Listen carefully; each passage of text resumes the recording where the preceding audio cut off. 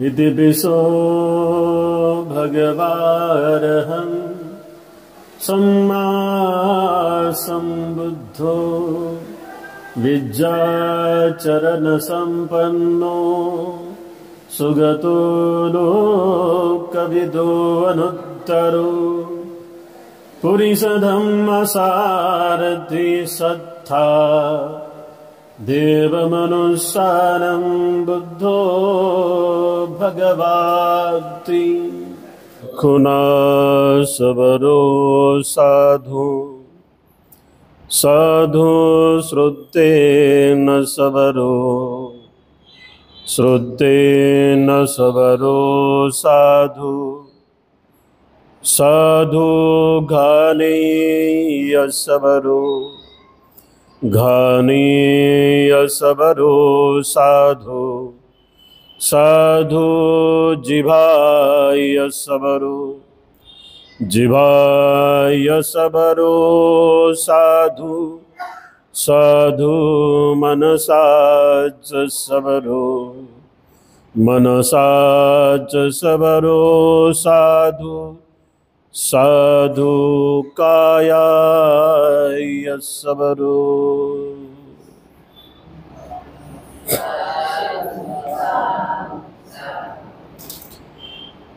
महाकारुणिक तथागत सम्यक संबुद्ध समग्र मानवजातीला दुःखमुक्त करणारा तथागतांचा पवित्र सन्मार्ग, तथागताच्या सद्धम्माचा प्रचार करणारा तथागत निर्मित पवित्र भिक्खू संघ, आपल्या सर्वांचे उद्धार करते बोधिसत्व डॉक्टर बाबासाहेब आंबेडकर या संपूर्ण रत्नांना त्रिवार अभिवादन करतो। सातवाहन बुद्धविहार सिद्धार्थ नगर हडको N12 औरंगाबाद या ठिकाणी उपस्थित आपण धम्मसंस्कारासाठी उपासक आणि उपासिकांनो, वर्षावास धम्मपर्वामध्ये आपण जो अतिशय महत्त्वाचा ग्रंथ बघत आहोत, ज्या ग्रंथामध्ये बुद्ध काळातल्या संपूर्ण स्त्रियांच्या संदर्भामध्ये अतिशय महत्त्वपूर्ण अशी माहिती आहे। तो ग्रंथ म्हणजे जम्बूद्वीपातील आदर्श स्त्रीरत्न या ग्रंथातील आज एक अतिशय सुंदर अशी आपल्या सर्वांच्या आयुष्यामध्ये आपल्याला बळ, चेतना, उत्साह निर्माण करून देणारी एक धम्मकथा आपण पाहणार आहोत। प्रिय उपासक आणि उपासिकांनो, ही धम्मकथा ऐकताना आपण खूप श्रद्धेने ऐकावी। या धम्मकथेच्या आधारावरती तुम्हाला तुमच्या आयुष्यामध्ये जे काही अडचणी आहेत किंवा तुमच्या संसारिक जीवन जगत असताना ज्या काही छोट्या मोठ्या तुमच्या अडचणी आहेत आणि त्या अडचणी उद्भवल्या की तुमच्या घरामध्ये कलह, भांडणं, तंटा निर्माण होतो, तर या संपूर्ण अडचणीवरती मात करण्यासाठी मानव म्हणून, उपासिका म्हणून, उपासक म्हणून तुम्ही काय करायला पाहिजे या संदर्भातली अतिशय महत्त्वपूर्ण असणारी ही धम्मकथा आहे। ही धम्मकथा नकुल पिता आणि नकुल माता या नावाने आपण बघणार आहोत। बुद्ध काळामध्ये अतिशय या दोन उपासक आणि उपासिकांचं म्हणजे पती आणि पत्नींचं नाव बौद्ध धम्माच्या प्रचार आणि प्रसारकांच्या इतिहासामध्ये अग्रगण्य आहे। भगवान बुद्धाच्या सद्धम्माचा प्रचार आणि प्रसार करणाऱ्या लोकांमध्ये, श्रावक आणि श्राविकेमध्ये, भिक्खू आणि भिक्खुनीमध्ये असे 80 प्रकारचे अग्रश्रावक ओळखले जातात। त्या 80 अग्रश्रावकामध्ये अनेक भिक्खू आहेत, अनेक भिक्खुनी आहेत आणि त्यामध्ये उपासक आणि उपासिका सुद्धा आहेत। तथागत सम्यक संबुद्धांनी स्वतः आज ज्या मातेची आपण कथा पाहणार आहोत, नकुल माता, हिच्याविषयी गौरवपूर्ण असे उद्गार काढले होते आणि तथागत सम्यक संबुद्ध म्हणले होते की माझ्या श्राविका संघामध्ये नकुल माता ही अग्र आहे। नकुल माता ही अग्र आहे। मग ती कुठल्या बाबतीत अग्र होती तर नकुल माता आणि नकुल पिता हे दोघंही नवरा बायको, पती पत्नी विश्वासाने संवाद करण्यामध्ये अग्र होते। विश्वासाने संवाद करणे म्हणजे काय? तर विश्वासपूर्ण चर्चा करणे, वार्ता करणे किंवा एकमेकांना धीर देण्याचा वारंवार प्रयत्न करणे, है ना. आपणही बऱ्याच वेळेस आपल्या मनामध्ये दुःख निर्माण झालं किंवा आपण बेचैन झालो की अशा लोकांना आपण भेटण्याचा प्रयत्न करतो की ज्यांच्या सहवासात गेल्यानंतर माणसाच्या मनाला थोडंसं हलकं वाटते, बरोबर आहे. कारण तुम्ही आम्ही दुःखी झाल्यानंतर आमचे दुःख वाढवायला हजारो लोक येतात, आहे का नाही. आमचे दुःख वाढवायला हजारो लोक येतात, परंतु ते दुःखाला समजून घ्यायला आणि ते दुःख आपल्याला समजून सांगायला किंवा ते दुःख कमी करण्यासाठी लोकांची गर्दी नसते. काही लोक त्याच्यामध्ये असे असतात की इतरांचं वाईट झाल्यानंतर टाळ्या वाजवतात. त्यातलेच काही लोक असे असतात की इतरांचं वाईट झाल्यानंतर बिचारे त्यांच्या डोळ्यामध्ये अश्रू येतात. तथागत सम्यक संबुद्ध या धम्मकथेच्या माध्यमातून तुम्हाला आम्हाला सांगण्याचा प्रयत्न करत आहेत. तथागत सम्यक संबुद्धांनी जे काही धन सांगितलेलं आहे की सर्वश्रेष्ठ धन कोणतं आहे, तथागत सम्यक संबुद्ध म्हणतात की आमच्याकडे असलेलं सर्वात श्रेष्ठ धन हे धम्मधन आहे. त्या धम्मधनाची बरोबरी कोणी करू शकत नाही. एवढं अनंत महान म्हणजे परिशुद्ध आणि पराकुटीचं एक धन आहे तुमच्या आमच्या मनामध्ये, त्याला धम्मधन म्हटलेलं आहे. आणि ते धम्मधन जतन करणारे लोक आपल्या आयुष्यामध्ये कशा पद्धतीने जगतात या संदर्भातली ही अतिशय सुंदर अशी धम्मकथा आज आपण बघण्याचा प्रयत्न करणार आहोत. लक्षात असू द्या, आज जी कथा आपण पाहतोय त्या मातेचं नाव आहे नकुल माता. सर्वात महत्त्वाचं म्हणजे नकुल माता आणि नकुल पिता असं नाव त्यांचं का पडलं? कारण त्यांना नकुल नावाचा एक गुणवान असा मुलगा होता. तो पुढे चालून भिक्खू झाला. पर त्याच भिक्खूच्या गुणावरून जसं की आपण अनेक वेळेस पाहतो सारीपुत्र हे सारीपुत्राचं नाव का पडलं? आईवरून. कारण सारीपुत्राच्या आईचं नाव होतं सारी, सारी है ना, त्यामुळे सारीपुत्र. अशा पद्धतीनं आज ज्या मातेची आपण कथा पाहणार आहोत ती माता भिक्खुनी नव्हती किंवा ते पितासुद्धा भिक्खू नव्हते, परंतु भिक्खू संघासाठी त्यांचं जे काही दानकर्म आहे किंवा त्यांच्या एकमेकांप्रती जो असलेला विश्वास आहे, बुद्ध धम्म आणि संघावरती त्यांची असलेली जी श्रद्धा आहे, या संपूर्ण गोष्टी आपल्याला या कथेमध्ये आपण बघणार आहोत. आणि या कथेतून आपल्या जीवनाला सुधारण्यासाठी एक अनमोल असा बोध घेणार आहोत. काय झालं तर बघा, 2500 वर्षापूर्वी या जम्बूद्वीपामध्ये अनेक प्रकारचे असे गणराज्य होते. त्या गणराज्यांची संख्या 16 होती. याच गणराज्यापैकी एक गणराज्य होतं सुसुमारगिरी. सुसुमारगिरीचे कोण होते? भर्ग. त्याला पालीमध्ये भग्ग म्हणतात, है ना. म्हणजे सुसुमारगिरी अशी ज्यांची राजधानी आहे ते होते भग्ग, म्हणजेच भर्ग. भर्ग नावाचे लोक जसे शाक्य आहेत, जसे कोली आहेत, है ना, तर तसे हे भर्ग नावाचे लोक होते. आणि ते सुसुमारगिरी या पूर्वीच्या राज्यामध्ये ते राहायचे. ते जनपद होतं. या जनपदामध्ये अत्यंत सुंदर अशा पद्धतीनं एक त्यांचं राज्य होतं.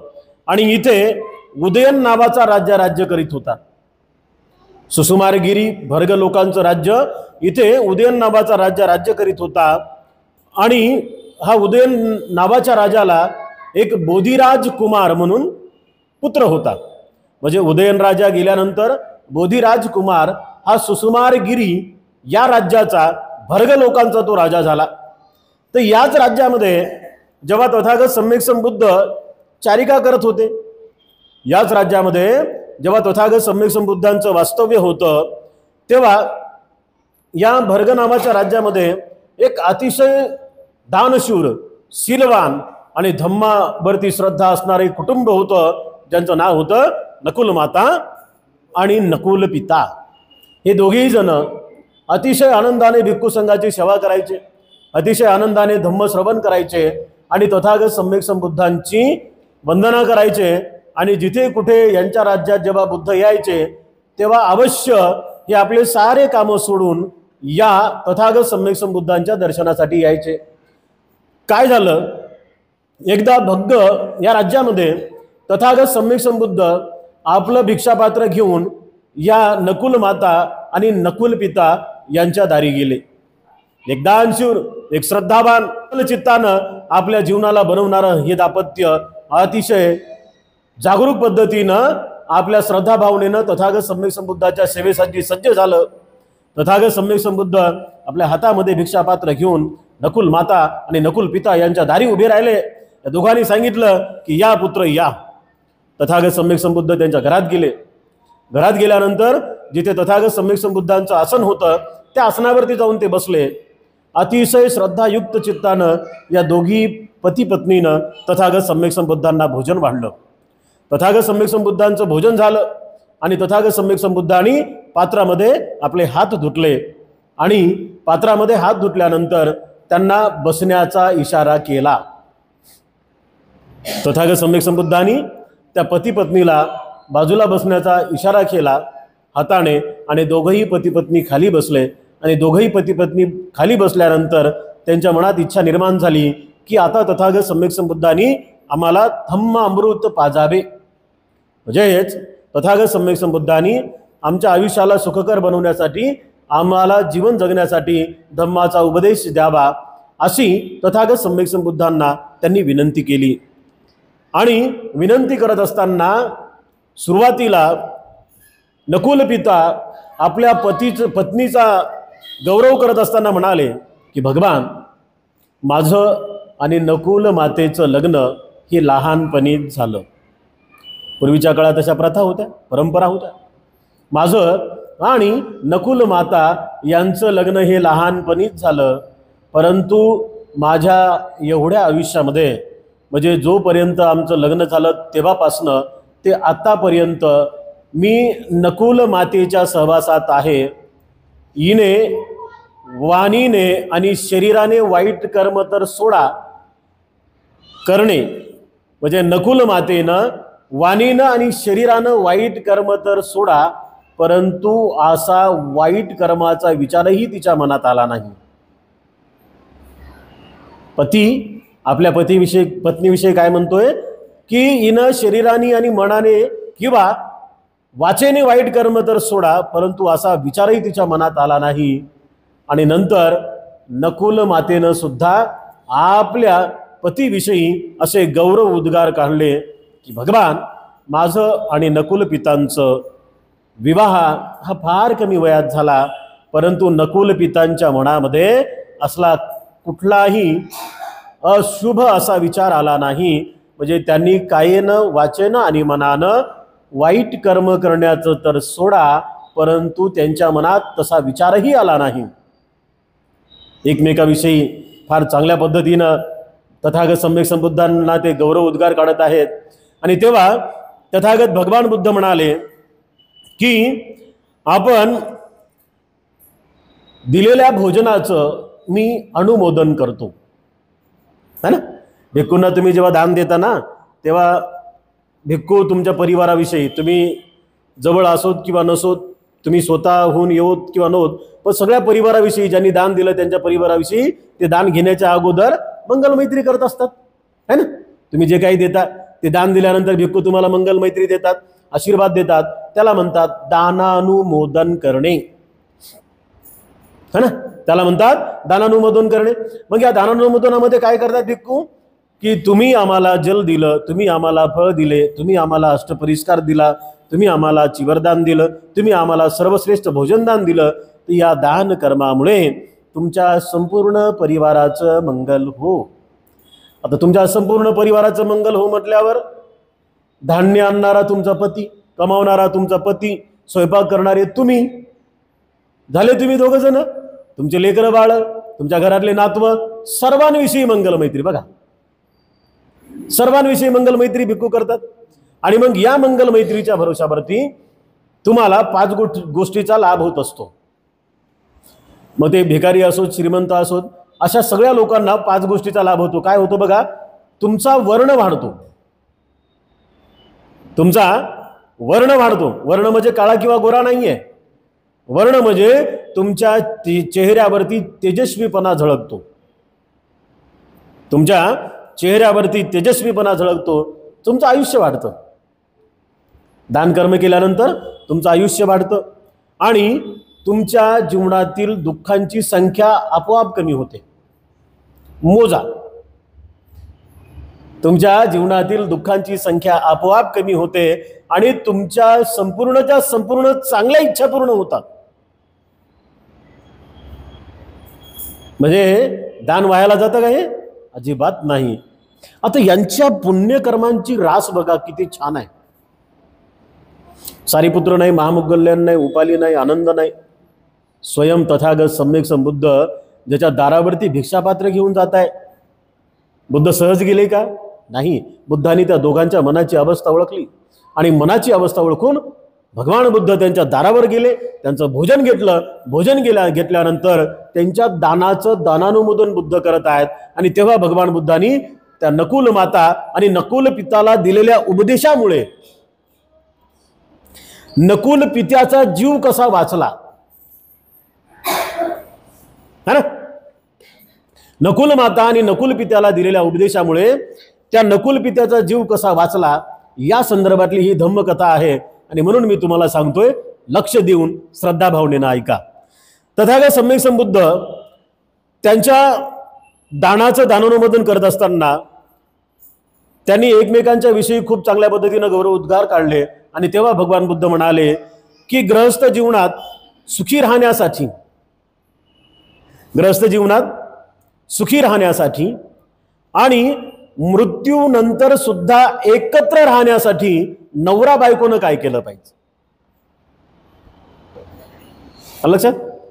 म्हणजे एखाद्या तरुण तरुणीचं लग्न झाल्यानंतर त्यांचा संसार जगत असताना त्या दोघी नवरा बायकोनं काय करायला पाहिजे की ज्यांच्या मनात अशी इच्छा असते की माझा पती सुखी राहावा, माझ्या घरातलेही सुखी राहावे, मी पण सुखी राहावी आणि आम्ही मेल्यानंतर सुद्धा आमच्या पुण्यकर्मामुळे आम्ही एकत्र राहावं, नांदावं, अशी ज्यांच्या मनात इच्छा असते.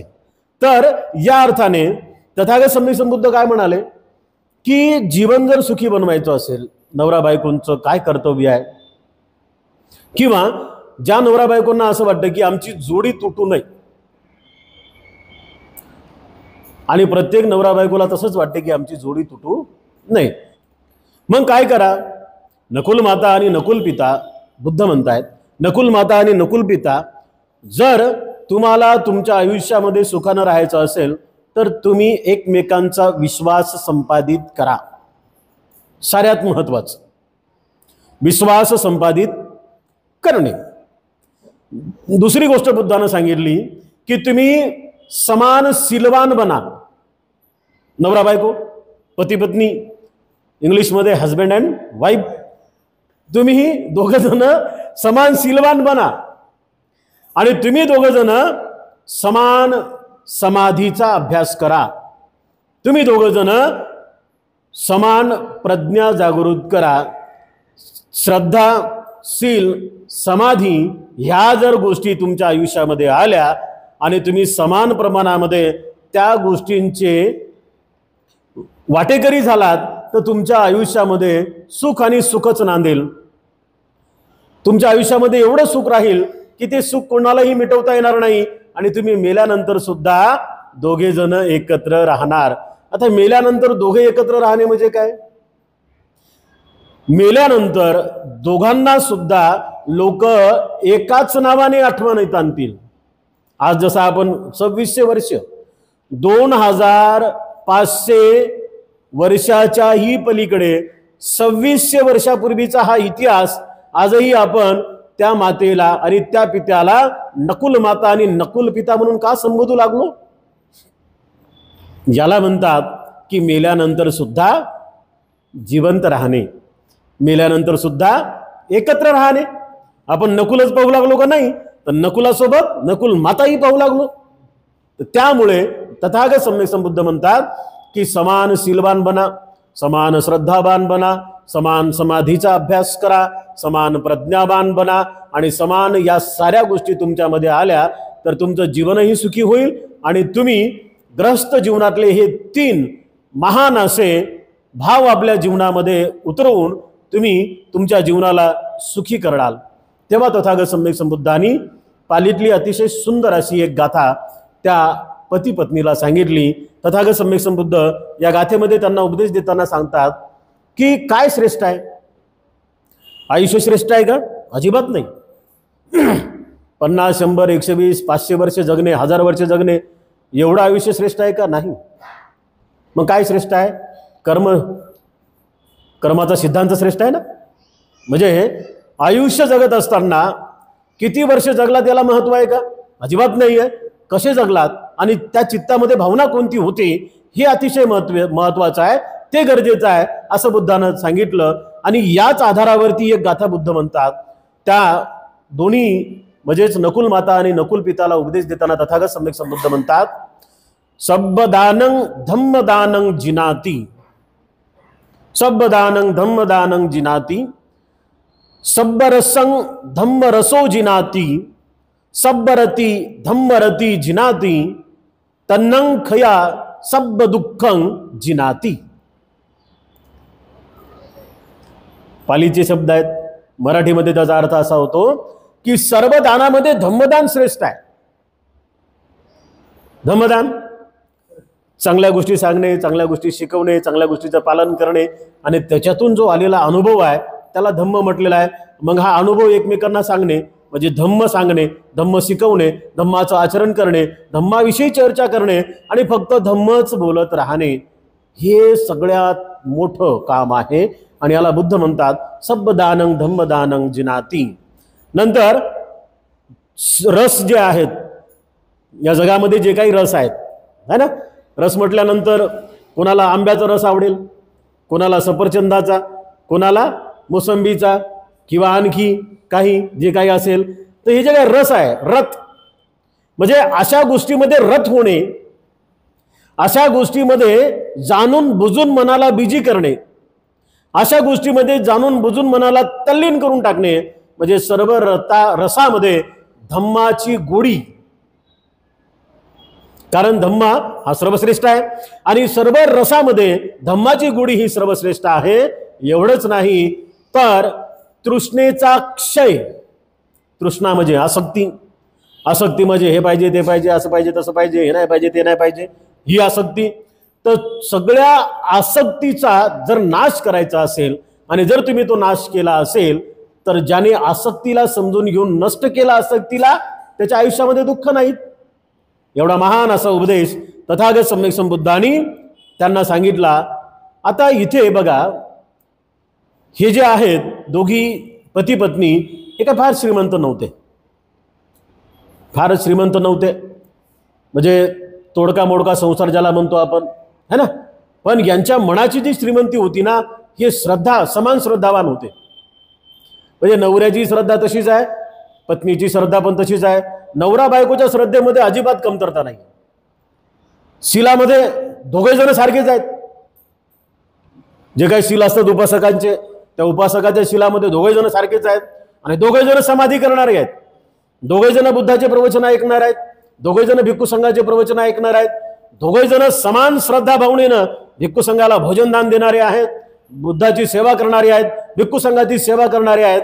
तर या साऱ्या समान गोष्टीमुळे त्यांना जे काही सुख मिळणार आहे त्या सुखाची व्याख्या बुद्धाने केली की तुम्ही जर तुमच्या आयुष्यामध्ये खऱ्या अर्थाने या संपूर्ण गोष्टीला समजून घेऊन समान प्रमाणामध्ये धम्म आचरणामध्ये आणला तर तुम्हाला दोघांना सुद्धा तुमचं आयुष्य सुखी जगता येईल आणि मेल्यानंतर सुद्धा तुम्ही एकत्र राहाल, असं तथागत सम्यक संबुद्धांनी सांगितलं। एकदा आणि भगवान बुद्ध निघून गेले, त्यांना उपदेश दिला, आशीर्वाद दिला आणि ते निघून गेले। एकदा काय झालं बघा, यांच्या सुखी संसारामध्ये एक फार मोठं भयानक असं संकट उद्भवलं। आयुष्य आहे ना, आयुष्यामध्ये काही सांगता येत नाही, सुख कधी येईल, दुःख कधी येईल, काही सांगता येत नाही। आवडणारे कधी जवळ येतील, न आवडणारे कधी जवळ येतील, काही सांगता येत नाही। कोण शिवी देईल आणि कोण गौरव करेल, काही सांगता येत नाही। तर अशा पद्धतीनं यांच्या आयुष्यामध्ये सुद्धा एक संकट ओढावलं बघा। राजा राणीचा संसार सुरू होता बिचाऱ्यांचा अतिशय श्रद्धा भावनेचा संसार त्यांचा सुरू असताना झालं काय, तर एकदा नकुल पिता हे खूप आजारी पडले. आता नकुल पिता आजारी पडल्यानंतर जिकडे तिकडे गावामध्ये चर्चा झाली आणि गावातले सारे लोक हे दुःखी झाले.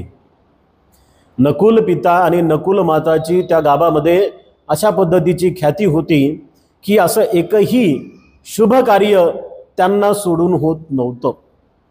चांगलं कार्य, साखरपुडा, सुपारी, लग्न, है ना, असे काही जे कार्यक्रम असतात, तर प्रत्येक कार्यक्रमाच्या पत्रिकेमध्ये त्यांचं नाव असायचं आणि त्यांना आदराने लोक नकुल माता आणि नकुल पिता म्हणायचे. त्यांच्यापेक्षा मोठे लोक सुद्धा त्यांना माता पिता म्हणायचे आणि त्यांच्यापेक्षा छोटे लोक सुद्धा त्यांना माता पिता म्हणायचे. आपल्या आचरणामुळे त्यांनी गावामध्ये माता पित्यांचा दर्जा घेतला होता आणि म्हणून बौद्ध इतिहासामध्ये ही जोडी अजरामर झालेली आहे असं आपल्याला पाहायला मिळते. नकुल पिता आजारी पडले. नकुल पिता आजारी पडल्यामुळे सगळीकडे चर्चा झाली आणि सगळे लोक नकुल पिताला भेटायला यायले, दुःखी होऊन चालले. कोणी त्यांना उपहार आणू लागले, भेटवस्तू, आणि त्या भेटवस्तू देऊन दुःख व्यक्त करायचे आणि ते निघून जायचे. आता झालं असं की लोकांना असं वाटू लागलं की आज जातील उद्या जातील.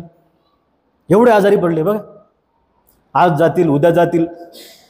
आयुष्य संपणार होतं पण कर्म संपले नव्हते, आणि कर्म संपले तर आयुष्य माणूस जगू शकत नाही, परंतु कर्म जर संपले नसतील ना तर कुठलाच आजार आपल्याला काहीच करू शकत नाही. असे अनंत उदाहरण या जगामध्ये आहेत. भगवान बुद्धाच्या इतिहासामध्ये, बौद्ध धम्माच्या इतिहासामध्ये, भिक्खू संघाच्या इतिहासामध्ये, उपासक उपासिकांच्या इतिहासामध्ये, 80 अग्रश्रावकांच्या इतिहासामध्ये हे उदाहरणं तुमच्या आमच्या काळजाचा ठोका चुकवतात. मग झालं असं की हे आजारी पडल्यानंतर नकुल माता सुद्धा खूप चिंतेमध्ये होती. आता काय होणार, काय होणार, माझे पती जातील का काय, अशा संबंधीनं ते मनामध्ये विचार करू लागले होते. जेव्हा एके दिवशी नकुल माता आपल्या पतीला म्हणते, धनी कारभारी आहो काय म्हणत असेल ती, तर आपल्या पतीला म्हणते की पतिराज, तुम्ही जात आहात.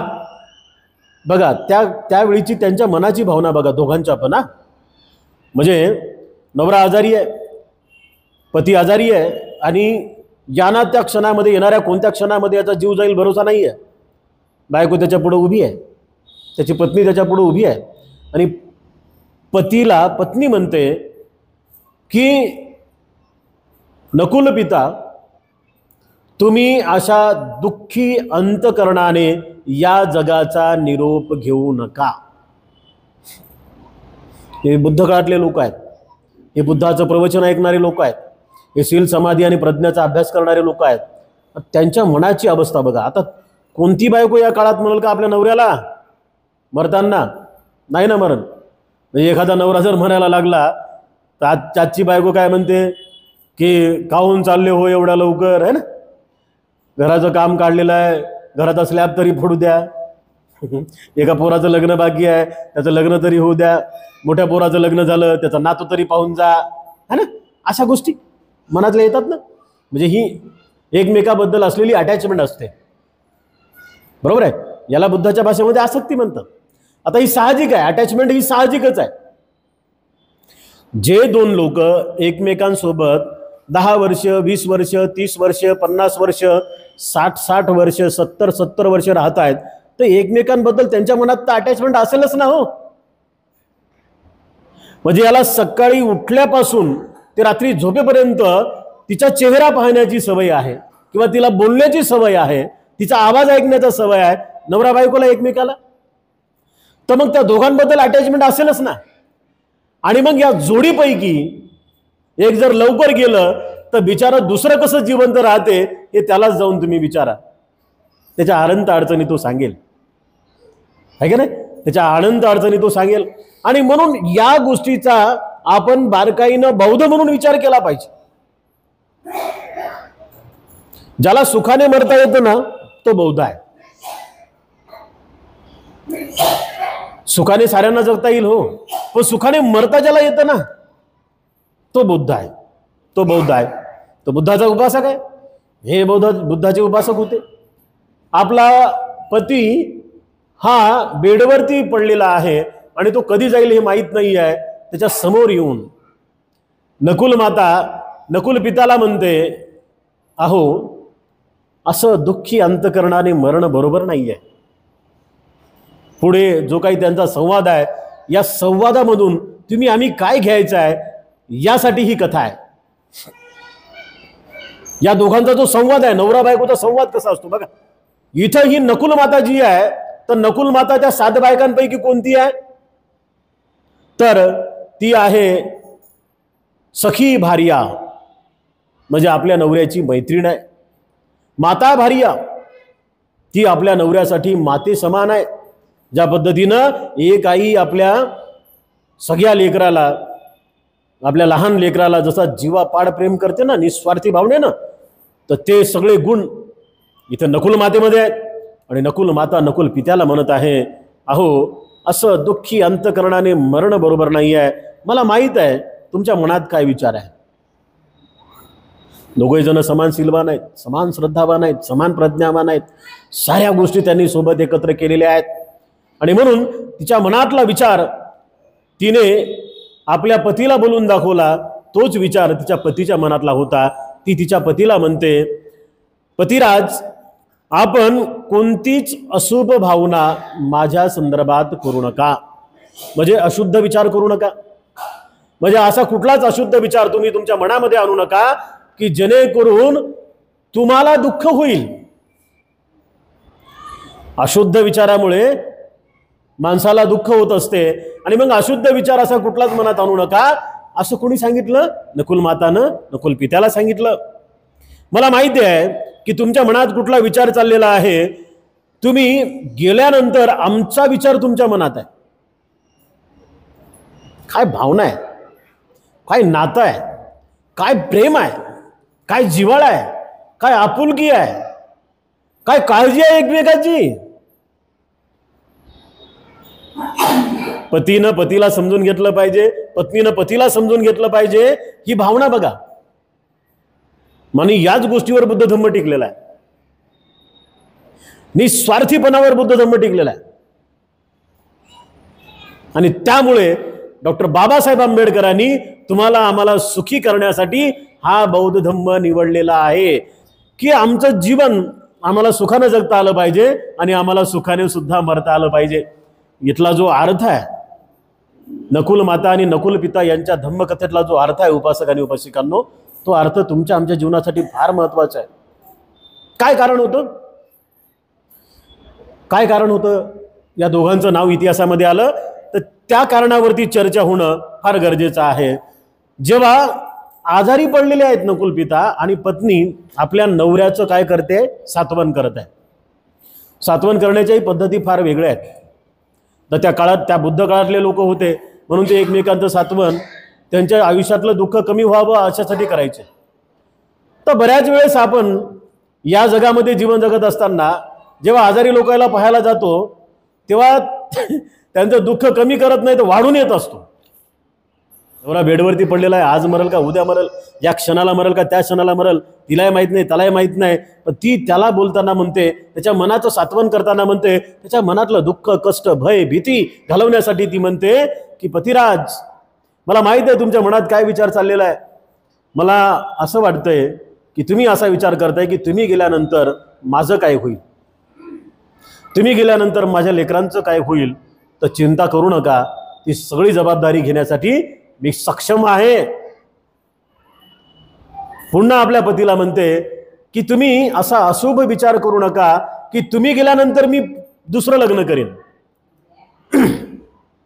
तुम्ही गेल्यानंतर मी दुसरं लग्न करेन आणि तुमचे लेकरं बाळ सोडून देईन आणि मी माझ्या नवऱ्यासोबत जाईन.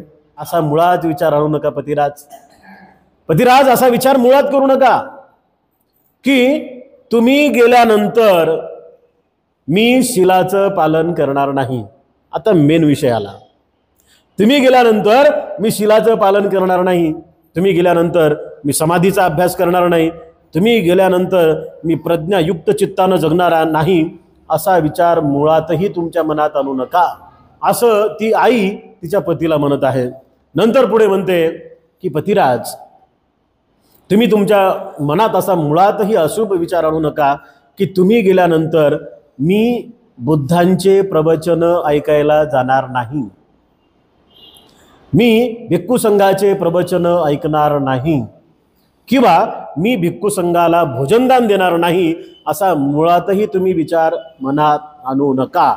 मी उत्तम प्रकारे तुम्ही गेल्यानंतर तुमचा संपूर्ण परिवार सांभाळण्यासाठी मी सामर्थ्यवान आहे.